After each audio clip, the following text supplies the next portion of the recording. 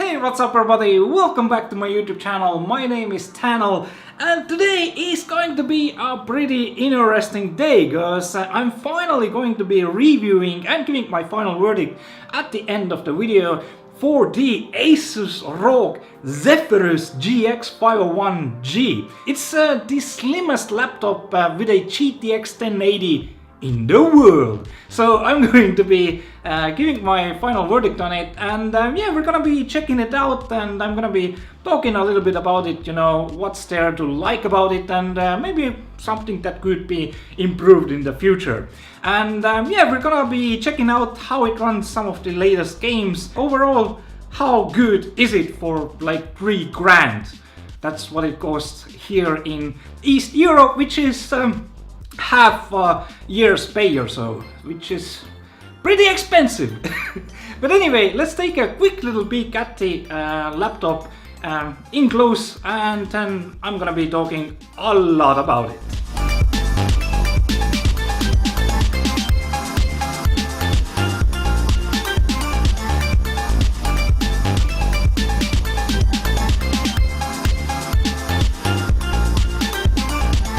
So as you can see, the laptop itself is freaking beautiful. I mean, it's a proper piece of art and really freaking thin, and I really love the metallic or the aluminum design it has. So there's no plastic parts anywhere, well, except the keypads, right? But I mean, overall, the laptop is just stunningly beautiful. There's nothing bad to say about it. Well, except maybe the keyboard positioning, or yeah, the positioning. It's kind of awkward, right? We can't get around it, and yeah, you can't really use it in your lap. You can't use this laptop in your lap. Well, you can, but it's not going to be the best experience, right? But it is kind of meant to be, you know, used on your table, and it does come with a proper wrist rest. So you can really play really comfortably on your table. And yeah, the main package came with an extra mouse and a pair of headphones. I mean, it's just absolutely nutty. But of course you can buy, you know, your best favorite mouse for the laptop to properly game. But the mouse itself for this laptop is also pretty interesting, which I'm going to come in a second. But let's quickly cover some specifications, what this exact model here is. And this is the i7-8750 processor version, which goes to up to 4.1 GHz while gaming. By default it's 2.2 GHz, but yeah, while gaming it goes up to 4.1 GHz. And of course, yep, it does have the GTX 1080 Max U. It has 8 gigs of GDDR5X memory, and for regular memory 16 gigs of DDR4, which is totally upgradable. And it has 512 gigabytes of M.2 SSD drive. It doesn't have any space left for a 2.5-inch SSD drive, and it doesn't have an extra M.2 SSD slot. So yeah, that's kind of tight on space. I guess you can use, you know, USB drives and stuff like that, but I hope the future versions do come with, you know, at least 2 M.2 slots, so you can at least have 2 drives or something like that. It shouldn't be a big issue in my opinion. But anyway, yeah, this one here has just 1 M.2 drive. Now, next up, let's come to the display. It has a 15.6-inch IPS display with 3 millisecond response time, which is really nice, and 144 Hz refresh rate, which is freaking awesome. It is a 1080p display, but also with G-Sync and 100% sRGB. So really decent colors. And yeah, if you ask me, why isn't it, you know, 4K or something like that? 4K on a 15-inch screen, you're not going to see any difference, any real difference versus 1080. 1080 still looks really sharp on this low inch of a screen. So 1080p screen with 144 Hz with G-Sync with low response time and an IPS display. Holy freaking that's freaking insane. That's really nice. And yeah, playing all sorts of games on this laptop is just absolutely amazing. And yeah, definitely the fastest freaking laptop I have ever tested. Now another thing that has RGB in it is of course the keyboard, which is powered by ASUS's Aura Sync. And yeah, I mean, it works perfectly, but I'm still having a small issue, not an issue I guess, but you know, I still love Corsair's color profile, where it, you know, goes through the colors from left to right, and it looks so beautiful like that. And of course, another feature that it has, I can also add, if you know, push a key, it, you know, explodes in various colors. That's just so freaking amazing colors, you know, profile. But ASUS's Aura Sync still doesn't have this. I don't think it's anything to do with, you know, licensing issues. Could Corsair license something like that? I don't know. I hope not. But anyway, yeah, Aura Sync, it is beautiful, of course. But I just want more different options and layouts for the RGB color effects, right? And a quick little thing to also mention here is the weight of the laptop. It is 2.2 kilograms, which is really decent considering all the power that it has. It's really freaking thin. It's 2.2 kilograms, which is really nice. And yeah, overall a pretty beefy beefy laptop. Now quickly coming to the ports as well, it has one USB 3.1 Gen 2 Type-C over Thunderbolt port, so that's really nice to see here. Of course it has two USB 3.1 Gen 1 ports and two USB 3.1 Gen 2 ports, a HDMI 2.0 port, 3.5mm headphone and microphone combo jack. Also Kensington lock. And yeah, the speakers, it has two 2-watt speakers which are powered by something ASUS calls Smart Amp, which supposedly is about 80% louder than previous generation. And they, you know, achieve this by, you know, thermal throttling at times. So they thermal control the amps, which supposedly gives that wide or that loud of a noise from the speakers, which is pretty interesting.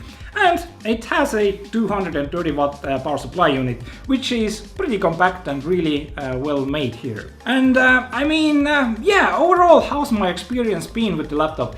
I mean, it's a pretty beast of a machine if you wanna play some video games, do some editing work and anything really, I mean. And it's so freaking nice to, you know, carry it around a town or something like that, because it doesn't weigh anything, it's really freaking slim, so it fits almost everywhere. And yeah, just had a lot of freaking fun with it. Now it does have, of course, some other neat little extras. So as you can see, the keyboard positioning is a little bit in a new place, if we can say that. And of course that means the mouse is also in a new position. So the mouse is at the right side of the keyboard, and it can act really easily as a numpad, which is a full numpad. So really nice decision and works perfectly in my opinion.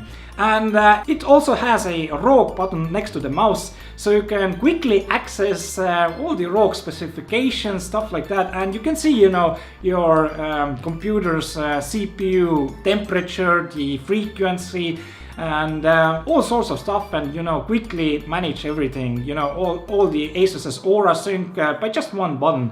And that's really neat in my opinion again. So let's move on to some benchmarking. And yeah, I'm gonna be doing the benchmarking live now. So we're gonna be sitting next to my table here, and I'm gonna be running through the benchmarks, and you can see them live and, you know, check out how the frames, you know, perform, how the laptop performs and what kind of frame rate it shows there.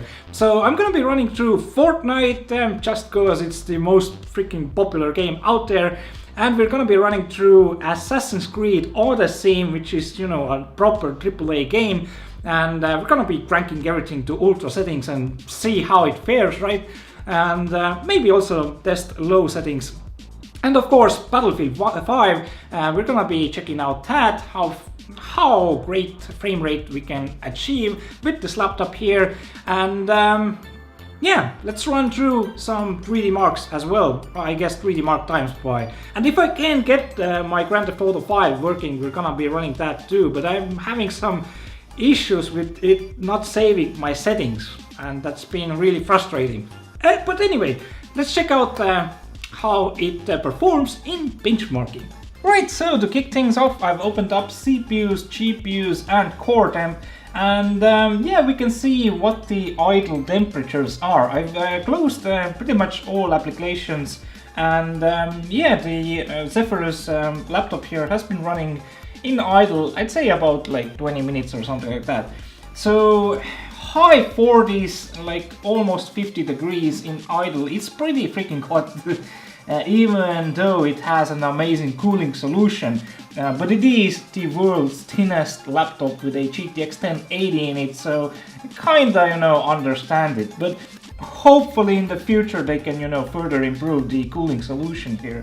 But yeah, these are the idle temps, and I'm gonna be leaving these programs open through all our tests. They don't take any, you know, real performance. So yeah, we're gonna be checking back here to see what are the actual maximum temperatures. It's no stress testing or something like that, but you know, average gaming use or something like that. So we should get a pretty decent idea what the temperatures are gonna do when we play some video games. Alright, so Fortnite finally running here, and as we can see up in the left corner here, we have about 150 frames per second in the main menu here. And this is at maximum detail, everything set to epic details, 1920x1080, and yeah, that's pretty decent if you ask me. But let's run the game actually as well and see what it actually, you know, gets in the game while playing and gunning down some enemies.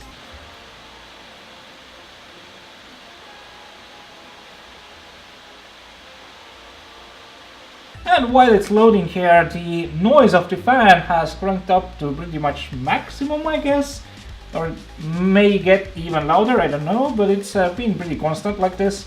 I don't know how much you hear, but it's definitely hearable. But anyway, 118 frames per second or something like that, over 100 frames per second. Okay, dips a little bit to 90. But constantly, I guess, like over 100 frames per second. That's really freaking nice. Some 90s, 105, 111. Alright. And in the battle bus, looking down here, what do we get? 130, 113. I mean, really enjoyable to play at 1080p. And let's quickly see. I'm gonna leave the screen here. 125 frames per second, 127, and let's set everything to low and leave the resolution intact and see what the frame rate does. 200, 220, 230. If you can hear, I don't know, my neighbor has begun drilling like he has been for the past few years. That's the thing that you do in East Europe. You just drill all day long and annoy your neighbors. But 200 frames per second, that's really freaking nice. But it is, of course, everything at low settings, but still at 1080p. So really freaking awesome, really freaking awesome. And that's kind of it, what I wanted to see from Fortnite. And yeah, let's move on to the next game, which is going to be Assassin's Creed Odyssey. And yeah, let's check out how the Zephyrus GX501G can manage, you know, some proper AAA games. Alright, got some really fancy weapons here now. Do we have some enemies? Oh, we have an enemy.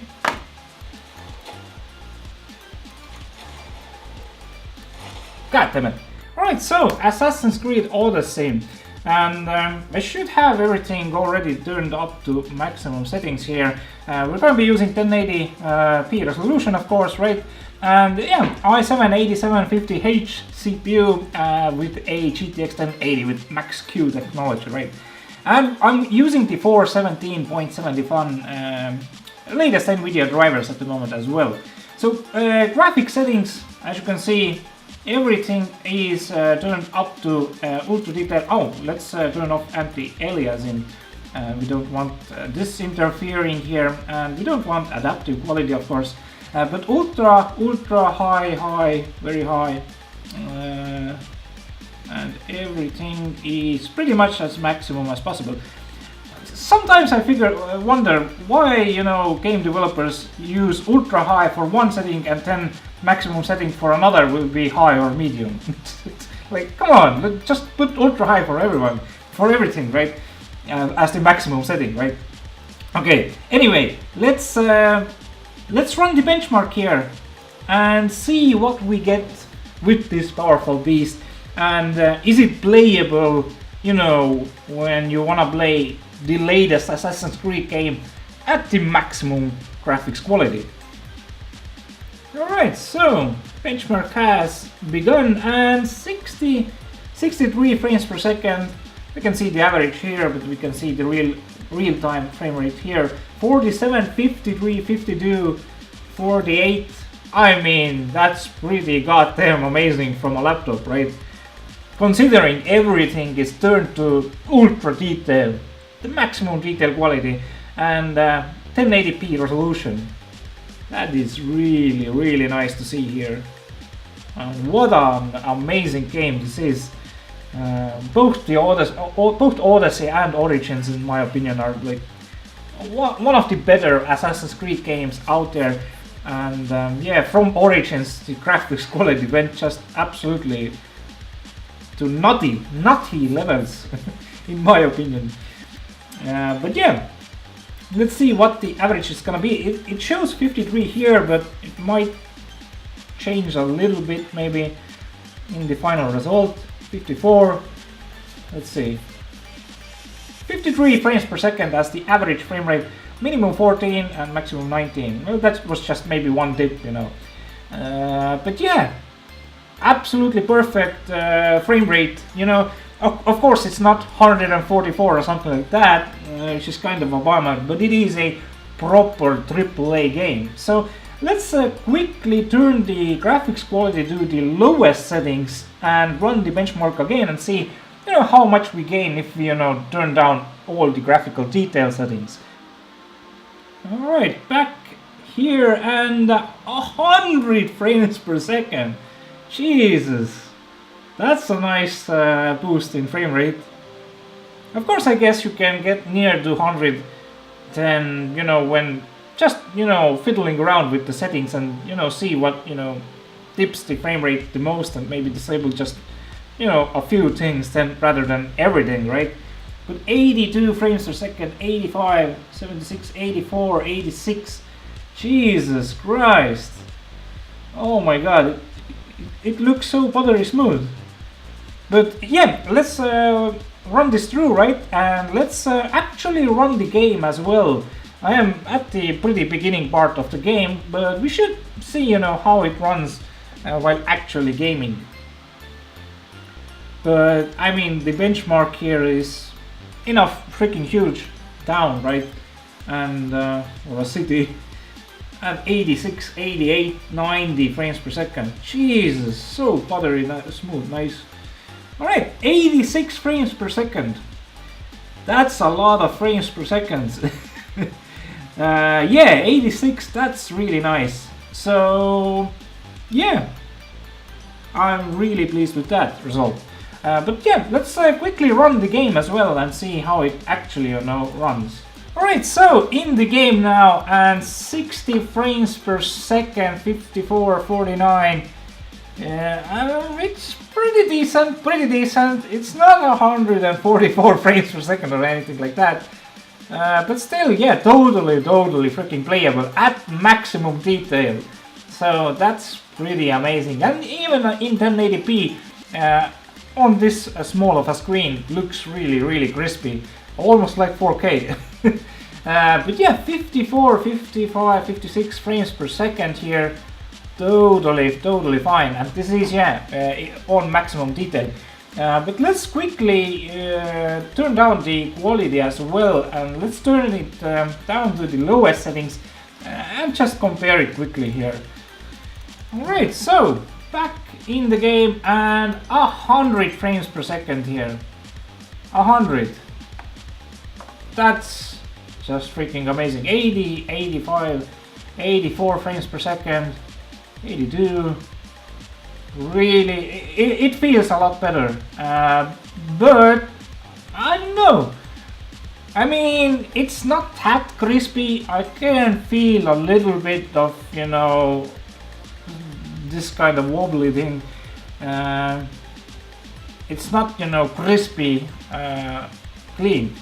But comparing to the previous, you know, on ultra detail, it is a lot better.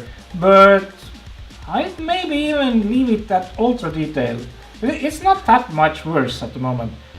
But yeah, 80 frames per second when on lowest detail. So, I mean, pretty decent results here. And yeah, for a laptop, that's pretty nice. Anyway, let's move on to the next game, which is going to be Battlefield 5. And yeah, let's quickly check it out, how it performs with Battlefield 5. Alright, so Battlefield 5 running here finally, and yeah, in the options settings, in the video settings, I'm gonna be using 1080p, of course, right? I'm gonna be leaving everything here as default, and in the advanced menu, DirectX 12 and no resolution scale 100%, right?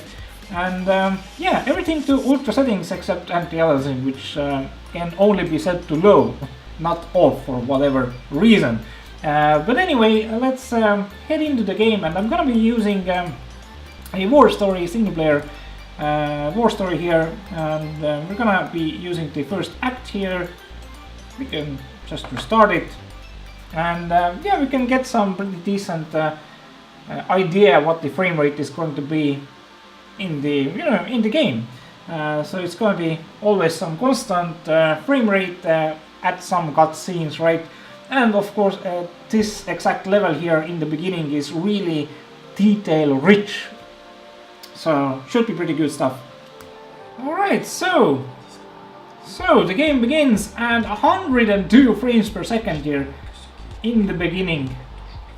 109, over 100 frames per second at maximum detail.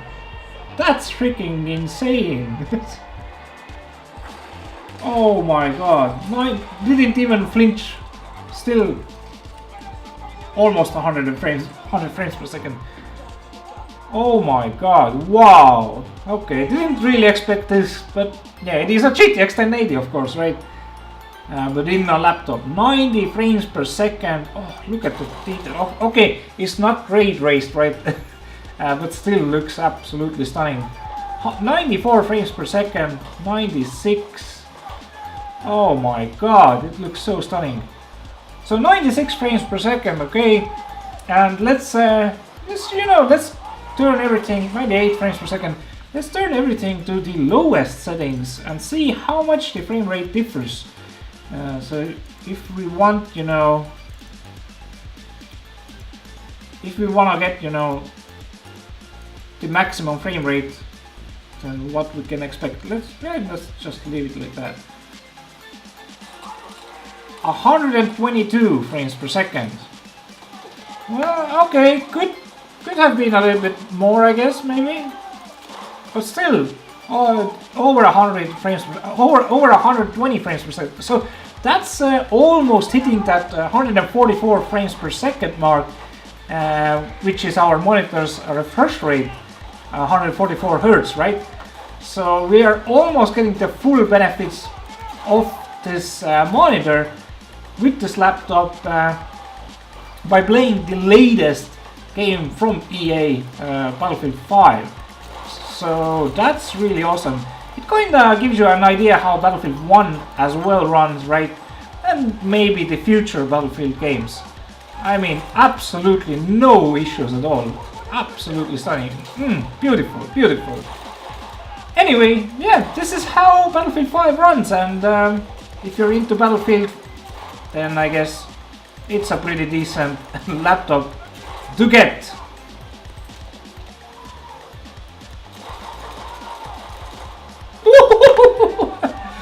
Nice flips, dude. Nice flips.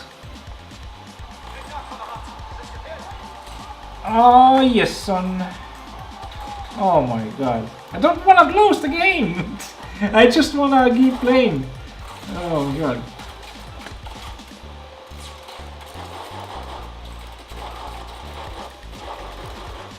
So before I'm gonna be running Time Spy and Firestrike, quickly let's see what the temperatures are doing.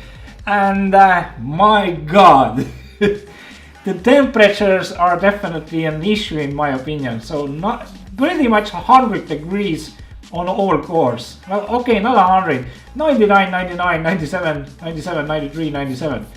So yeah, and the video card's temperature went up to 86 degrees. So the CPU does run a bit too hot for my liking. I might actually open it up and try to, you know, switch to thermal based, or maybe even put liquid metal instead of some, you know, random thermal based underneath the CPU to get the temperatures down, and maybe for the GPU as well. And if I'm gonna do that, I'm gonna be, you know, leaving a comment, you know, in the comment sections to let you guys know if that improved anything. But 100 degrees, that's a little bit too freaking much. And yeah, the fan was spinning at some, I guess at maximum speed, but yeah, it is a freaking hot laptop. And I love the laptop, but man, these temps are kind of a downer. So hopefully they'll, you know, improve the cooling solution in the future. But it is what it is at the moment. Maybe you can get about 5 degrees down when, you know, switching to thermal based there, but I can't confirm it at the moment. Anyway, I'm gonna stop the shadow play recording here so you could actually see it a little bit better. But anyway, let's run Time Spy and let's see what we get in Time Spy, and of course in Firestrike as well. And yeah, hopefully that'll take our minds away from the hot temperatures. But as we saw, we didn't have any issues while playing games. But there might maybe come some issues when doing some really long gameplay sessions. Though I doubt it. I guess they've run, you know, stress testing through for quite considerable time before actually launching a laptop like this, right? But let's quickly see what the frame rate is at the beginning of the test here, just, you know, just for the video's sake. And 36 frames per second at the beginning of the test here.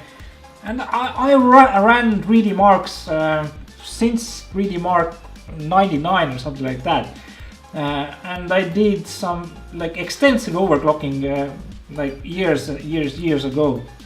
And I actually like memorized frame rates for each and different type of, you know, video card on a certain system. So I knew, like, oh my god, if I have like 45 frames per second, that's like a huge leap forward in performance compared to a previous video card that I had or something like that. So I can have, you know, if I ever get a GTX 1080 or a RTX 2080 Ti or something like that laptop, so I can, you know, just easily quickly compare what's the beginning frame rate of the test. But of course we can, you know, compare it at the end when we see the full results as well. We do see the frame rate results there.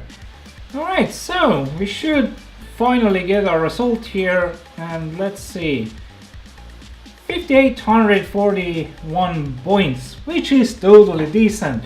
And as we can see from the graphics score, which is 5881 points, we can see graphics test 1 is 38.3 frames per second and graphics test 2 33.6 frames per second. So that is perfectly normal for a laptop with a GTX 1080. My main desktop PC, which had a i9 7900X and a proper GTX 1080 Ti gets around, I guess, 10,500 points or something like that. So half of that, considering it is a laptop, is really freaking decent. Anyway, let's quickly move on to the Firestrike as well, and let's see how it performs there. Something I guess again we could do is to check what the frame rate is in the beginning. 82, 80, 75, 87, 80. Alright, pretty goddamn decent frame rate here. Alright, so we should be seeing our final score here when this test is done. And let's check it out. Firestrike, 15,000 points. So that's pretty decent again. Once again, graphics score 17,500 points with graphics test 1 at 83.6 frames per second and graphics test 2 at 70.2 frames per second. And yeah, totally fine result, as a desktop PC with a similar setup should be hitting 18,000 to 21,000 points, something like in the range of that, I guess. But yeah, that's about it for 3D Mark, and I did manage to get my Grand Theft Auto 5 working properly, so let's quickly run through Grand Theft Auto 5 as well, the benchmark there. Let's crank everything to absolute maximum and just see what the average frame rate is going to be. Alright, so Grand Theft Auto launched here, and let's head into the settings menu. Where you can see I have cranked everything up to pretty much maximum detail here, and let's take anti-aliasing off here, but everything else let's leave to the highest settings that I can possibly manage here, and even in the advanced graphics let's crank these up as well here. Alright, so and let's run our benchmark. So on 1080p resolution should be pretty interesting, because a lot of people still to this day play a lot of Grand Theft Auto 5, and it might give us some kind of an idea how well Grand Theft Auto 6 might run on this laptop. Alright, so we should see in-game frame rate per second also here. 60, 76, 80 frames per second. Wow, that's a lot of frames per second. Absolutely stunning how well it runs Grand Theft Auto 5, and also how good it looks. Wow, a perfect gaming laptop pretty much. That's all I can say here. Of course, after the benchmark has run through its course, I'm gonna open up the documents, my documents folder, which has the Grand Theft Auto 5 catalog in there with our benchmarking result, so we can see what the longest pass result is. So the plane ride, which is the pass 4, I think, and we should see the average frame rate set in stone there. But yeah, I mean, wow. Definitely wasn't expecting this high frame rates at maximum settings. So really pleased to see the game perform so well here. So ideal on the go Grand Theft Auto 5. 60, 70, 60. What more can I ask, right? I haven't played Grand Theft Auto 5 in a while, but this kinda makes me wanna play it on my laptop here. Yeah, buttery freaking smooth. That is really nice. And looks really crisp as well. Although it is 1080p, but it is only a 15.6 inch screen, right? Yeah. That's really cool. That's really cool. I guess we can also use some modifications, right? That some modders have made, some real life modifications, which, you know, further improve the graphics and do some all sorts of cool stuff. Yeah, 70, 85, 90, 100 frames per second. Wow. Stunning, stunning. Nothing more to say here. Alright. Well, it should end any second now. And let's head on in the documents folder and see what the average frame rate was. But I'm gonna say it's gonna be like in the 60s, I guess. It does drop to 50 something in the city here, but not a lot lower than 50, if at all. Yeah, okay, 44 frames per second on this explosion here, but yeah, definitely a really nice gaming experience to be expected from Grand Theft Auto 5 if you buy this laptop. And let's open up documents, Rockstar Games, GTA 5 benchmarks, and 70 frames per second is the PS4 test. That is absolutely insane. It's perfect laptop to game Grand Theft Auto on, Grand Theft Auto 5 on. So that is going to conclude my benchmarking finally. Hope you guys enjoyed the tests here, and yeah, have a better understanding how good this laptop really is in actual gaming. So there you have it, the benchmarking results, and I mean, it's our freaking piece of a machine. It really plays pretty much everything that you throw at it, and all the upcoming newest games as well, I presume. Now, one game that I really want to test out is Anthem, but it's not yet out, so kind of a bummer at the moment. But I'm pretty sure it fares really well with Anthem as well. And overall, what's my final verdict, my final score for this beast of a machine? So I'm gonna be giving ASUS Zephyrus GX501GI a proper solid 9 out of 10. And the only negative thing why I didn't give it 10 out of 10 is the awkward, let's be honest, the awkward keyboard positioning. I don't really like it, but then again, it's a proper like beast gaming machine.